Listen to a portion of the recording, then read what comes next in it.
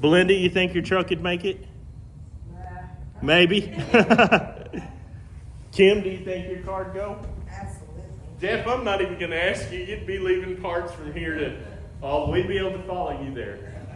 But you're in Candy's car today. You think you'd make it all the way 4,000 miles? It's a funny thing to me. It is. Because we trust those cars, right? But do you realize what all you're putting your trust in? I just want to point some of this out, okay? Ford in 2024 had 67 recalls, the highest recall of any manufacturer in the nation. Those recalls affected 5 million vehicles. 5 million vehicles. Chevrolet, 32 recalls, 2 million vehicles affected. Kia, I'm naming these off because they're cars that we drive. Kia, 137,000 vehicles recalled. Hyundai, 145,235 vehicles recalled.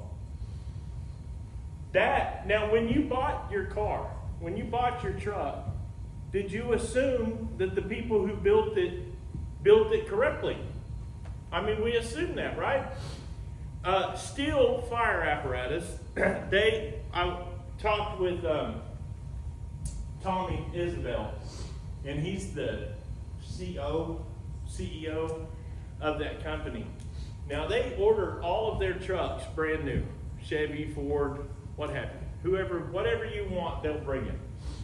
And so they have had pickups delivered, Fords, Chevys, Dodges, delivered with no rear brakes, like from the manufacturer. They came and somebody forgot to put the back brakes on. No brake line, no nothing, no fluid in the brake reservoir.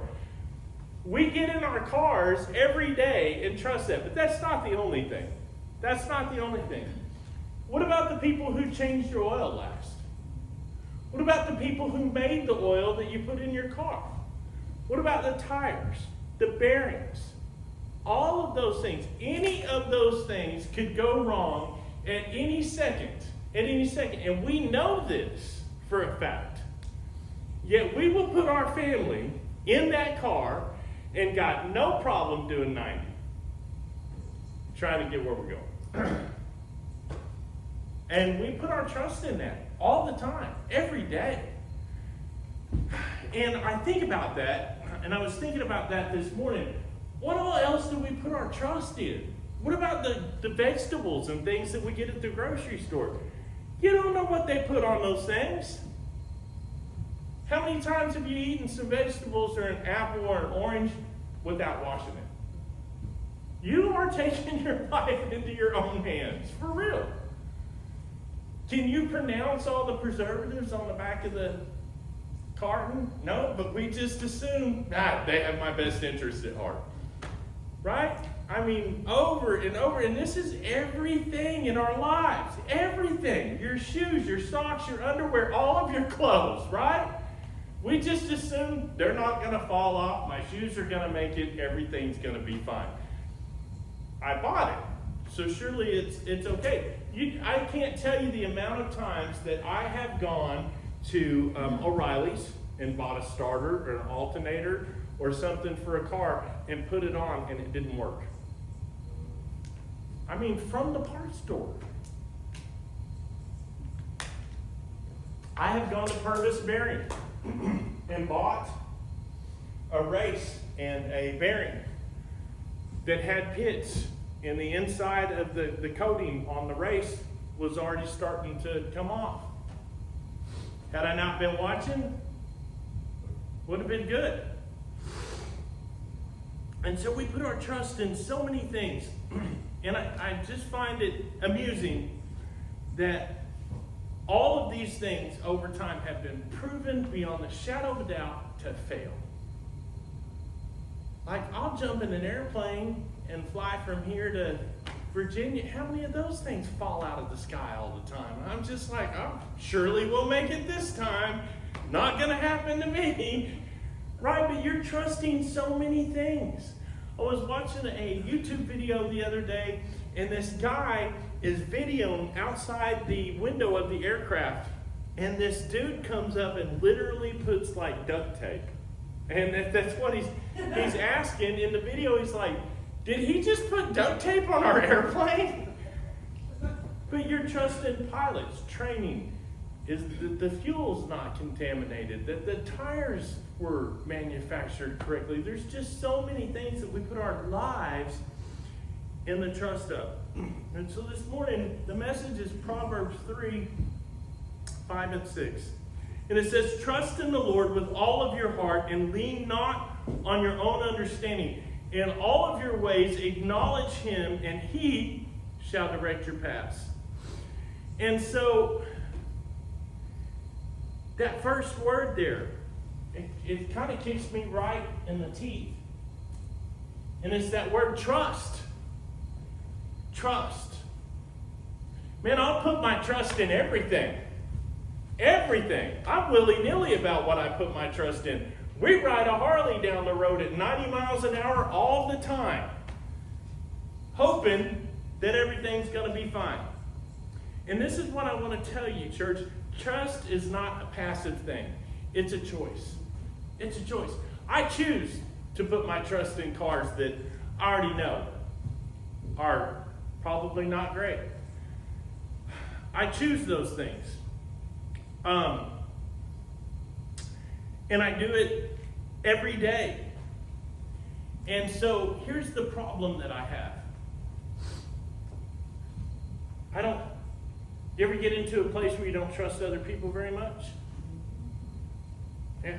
I mean, I feel that way sometimes, right? You've been hurt. We've been abused. People have done things bad to us.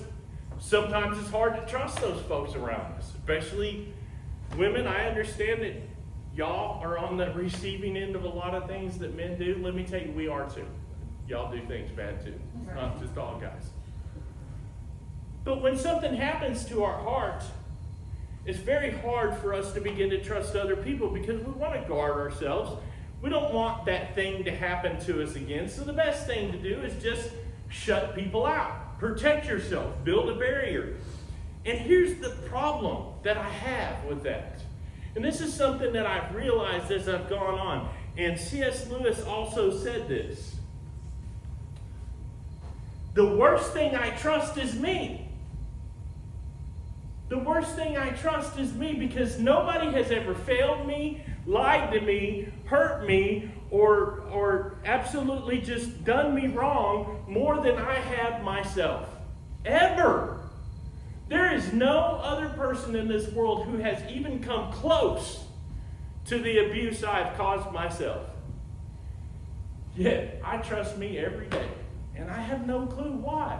Like so many people outside of my life that I have pushed away have treated me so much better than I treat myself, yet I keep them at an arm's distance. And the problem is I go back to that all the time.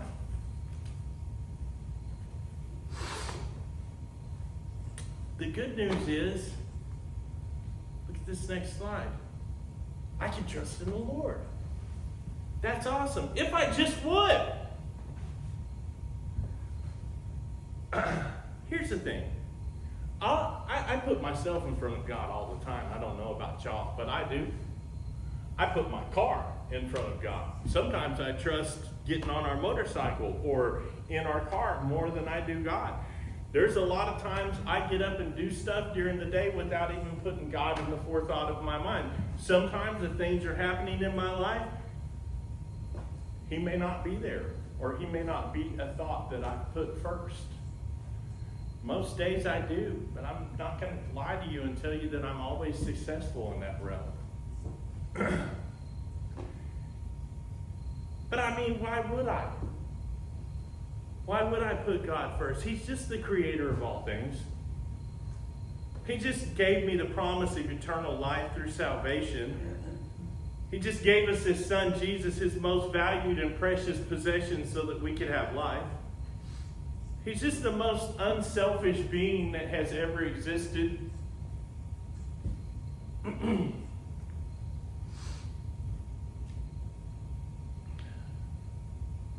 He never lied, never stole, never cheated, never forsook, never failed. And he's always remained the only perfect being that ever existed. And so this verse tells me I don't have to trust in all of the things of the world. I can trust in the Lord. We just listed a lot of attributes of the Lord. Here's the thing. There's always a but. You ever entered into a contract with anything? I'm always leery when we go to a car dealership, right? I'm always leery because what they tell you on the phone is going to happen, even if they run your credit. And I'm a real big stickler about that. I'm like, I'm not coming in unless you've already run my credit, you've already done this, you've already done that, we've already been approved, and I get an interest rate, right? But you get there, and there's always something. They're always trying to change something. We bought Kim's car. The agreement was already made. I knew everything, but then we get into the finance office, and he's like, oh, yeah, by the way, we can protect your seats. We can make sure you have road protection on your tires. We can do this. Everything cost a little bit more. And he wanted to sell us on all of that. As soon as he heard that we had a dog, he's like, don't you want this seat protection thing? Because if you ever poke a hole in your seat, we'll just put brand new seats in your car for free. Well, it's not free. I got to pay you. Right? But as soon as he heard that I had a dog, he's like, oh, we were loading our dogs in the car the other day, and bam, I looked back there, and boom, she poked a hole in the seat. Became so valuable. We didn't get the coverage, but my point is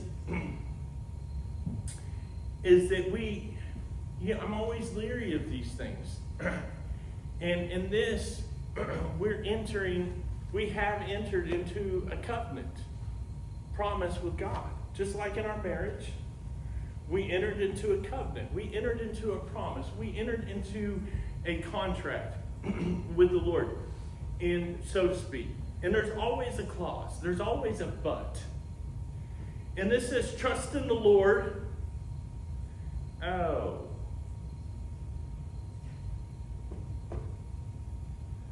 With all of my heart. Okay. So that's clause number 1, is I have to give all of my heart. And then there's more. He's not done.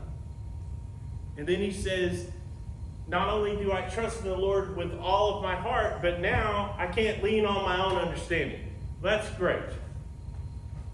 That's great. I have to tell you all a story about this. I was working for Pete Scouten out in Selden at a dairy when I was, 16, 17 years old.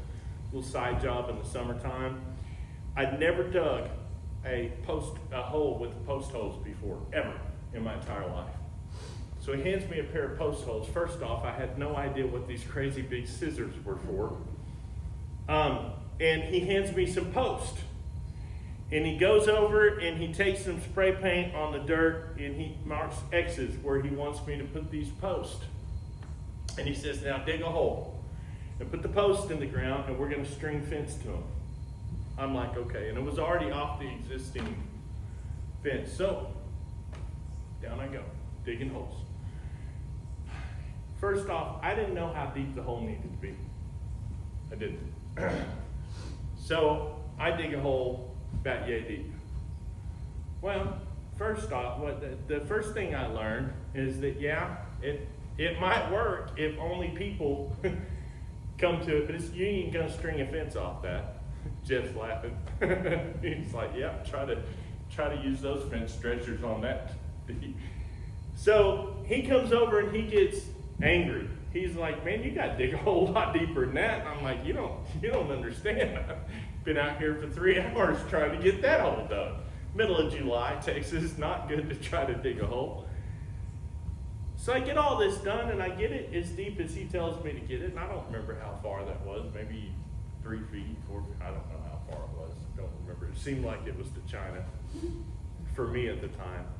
And I set the post and then I cover it all with dirt. Well, nobody told me that you needed to tamp all the dirt down around it. That maybe you should water it and tamp it some more and water it and tamp. You need that post set like it's in concrete. Well, I get the whole dug. I mean, it only took me like 8 hours. Don't laugh. It's not funny.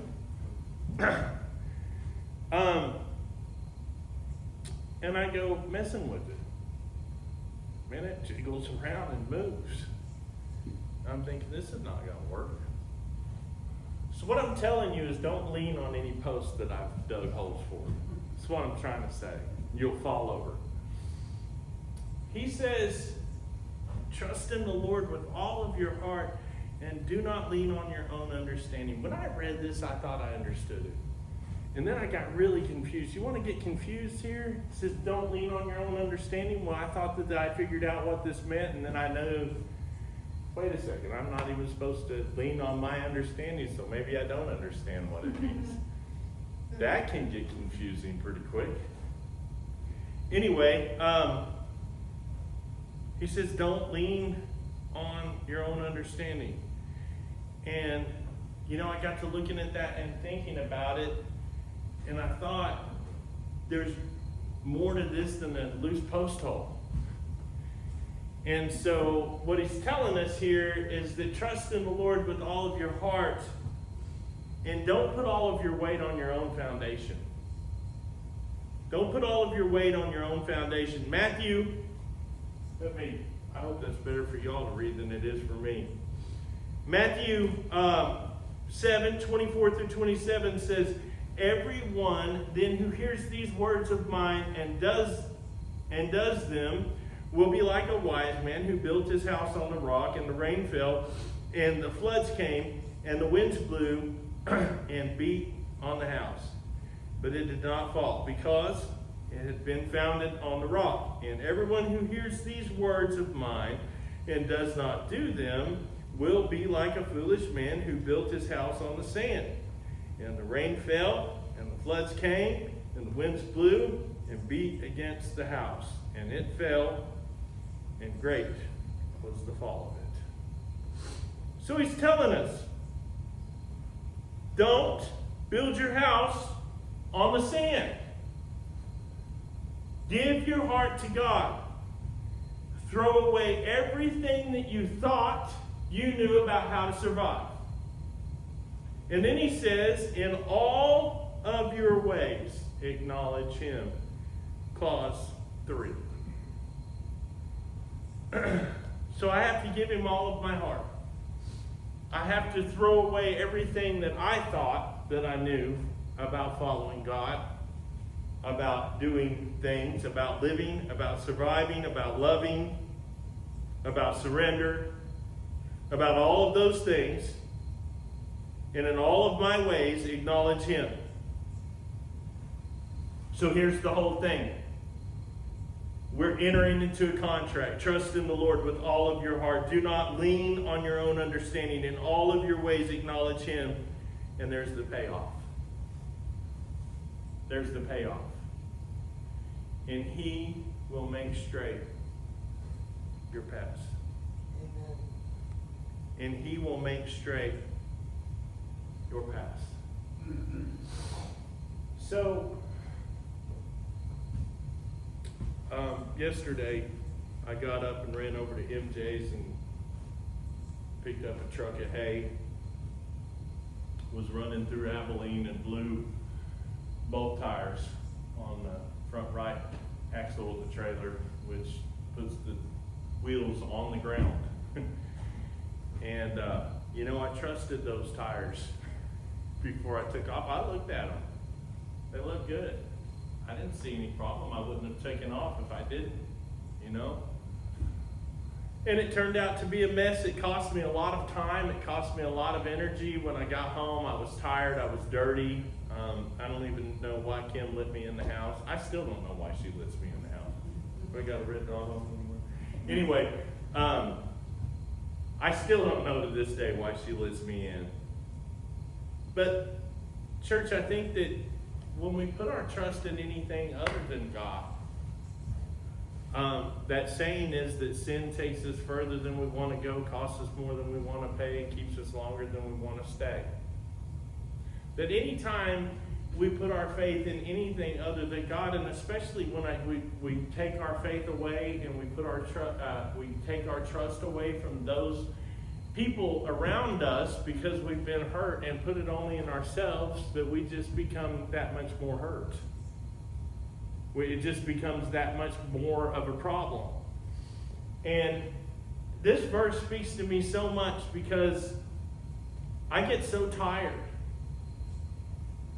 from day to day. I get so tired not only of what's going on around me and of work and just the day-to-day grind, but I get tired of failing. I get tired of disappointment. I get tired of other people's failures. And, you know, in my life before now, I had a real issue with being angry at people around me.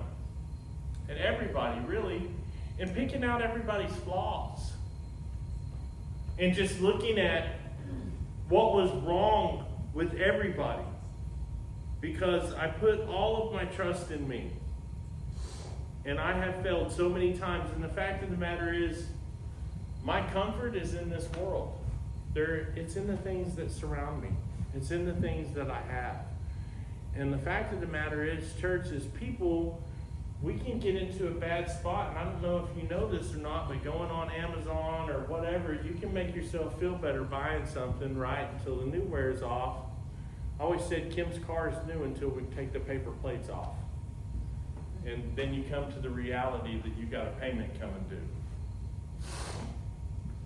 You know, we see all those flashy things in this world and we think that everything that we've given for them is worth it. Until it's not. And God is the only thing that's going to be worth it in our lives. Everything in this world is going to bring us to a place of being weary, tired, broken, failing ourselves. We feel abandoned, abused, hurt.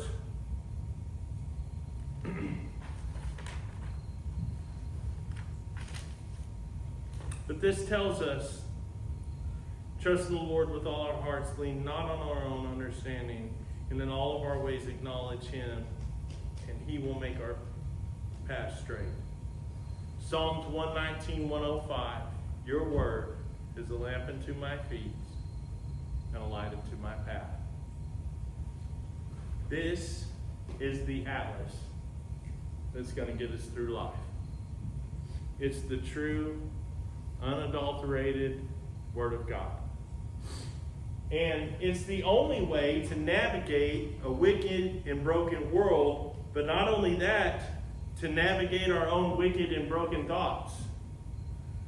And just to refer to last week's message a little bit, we'll tie all of these together at the end. Psalms 1, Jim and I got to banter back and forth about this week. Psalms 1 says, blessed is the man. Remember, straight is his path. Blessed is the man who walks not in the counsel of the wicked, nor stands in the way of sinners, nor sits in the seat of scoffers, but his delight is in the law of the Lord. And on his law he meditates daily. And so we are going to make it through life, not leaning on our own understanding, but giving our complete trust, all of our hearts, to God. And meditating on what's in this book. If you're looking for Jesus, He lives in here.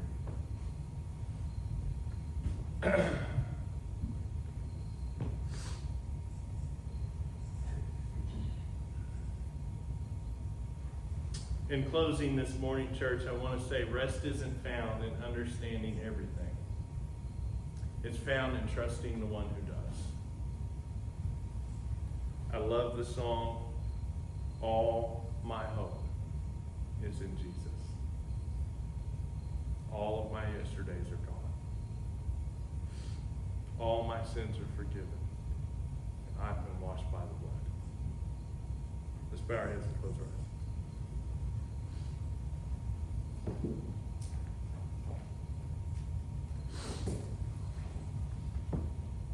Life's not easy. It's not going to get any easier. If anything, it's just going to continue to get more complicated. You see, the world keeps throwing things at us that are trying to sell us on convenience, on simplicity. And really and truthfully, all of those things have just complicated our lives more. I think about today, so many things that I can get through my cell phone. But that thing makes my life complicated. It makes my world not a better place, a worse place. We don't know how to live without some of these things because they're so ingrained in our lives. And really, if you think about it, the world is pointing you to a place where you have to have these things. Can you imagine trying to make it through life today without some sort of cellular phone? I don't even think you can still use a rotary phone or anything like that anymore. When I was a kid, we thought a phone that had an antenna and no cord was the best thing that ever happened. Look where we've come now. But is it better?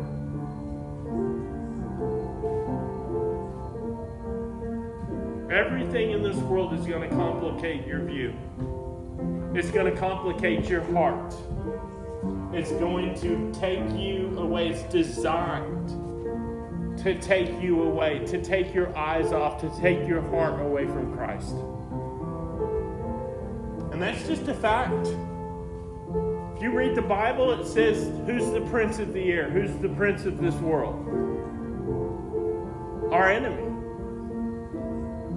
And he's trying everything that he can to tear away God's people. But God gave everything he could so that you could be saved.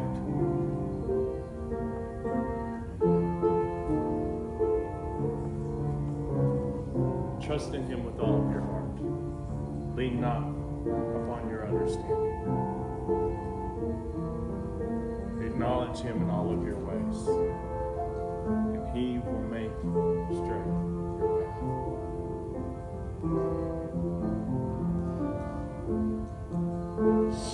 Church, let's just spend a moment in prayer and